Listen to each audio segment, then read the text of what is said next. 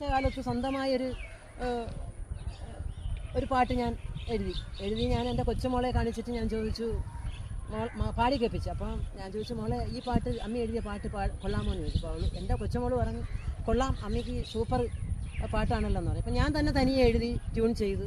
ഈ പാട്ട് ഞാൻ നമ്മുടെ ഒരു കഥ എഴുതുന്ന ഒരു എം പുരവൂർ സാർ എന്ന് പറഞ്ഞാൽ ആ സാറിനെടുത്ത് പാടി കേൾപ്പിച്ചപ്പോൾ സാറ് പറഞ്ഞു, അതിനെന്താ, ഇത് നല്ല സൂപ്പർ പാട്ടല്ലേ, പാടിക്കോളൂ എന്ന് ആ സാർ എനിക്ക് അനുവാദം തന്നു. അങ്ങനെ ഞാൻ ഈ പാട്ട് നമ്മുടെ ഈ കഴിഞ്ഞ പ്രാവശ്യത്തെ കഥ അവതരിപ്പിച്ചിട്ടുണ്ടെന്ന് ആ റിഹേഴ്സലുണ്ടെന്ന് ഞാൻ ആ പാട്ട് പാടി സെറ്റിങ്ങോടുകൂടി പാടിയൊക്കെ ഇട്ടിട്ടുണ്ട്.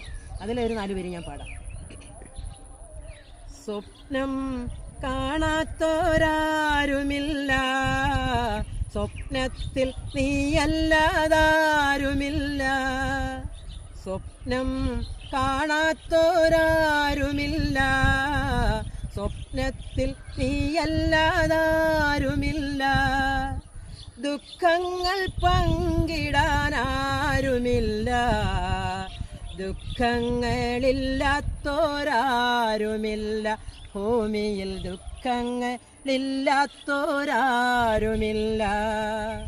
സ്വപ്നം കാണാത്തോരാരുമില്ല, സ്വപ്നത്തിൽ നീയല്ലാതാരുമില്ല. ദുഃഖങ്ങൾ പങ്കിടാനാരുമില്ല, ദുഃഖങ്ങളില്ലാത്തോരാരുമില്ല. ഭൂമിയിൽ ദുഃഖങ്ങളില്ലാത്തോരാരുമില്ല.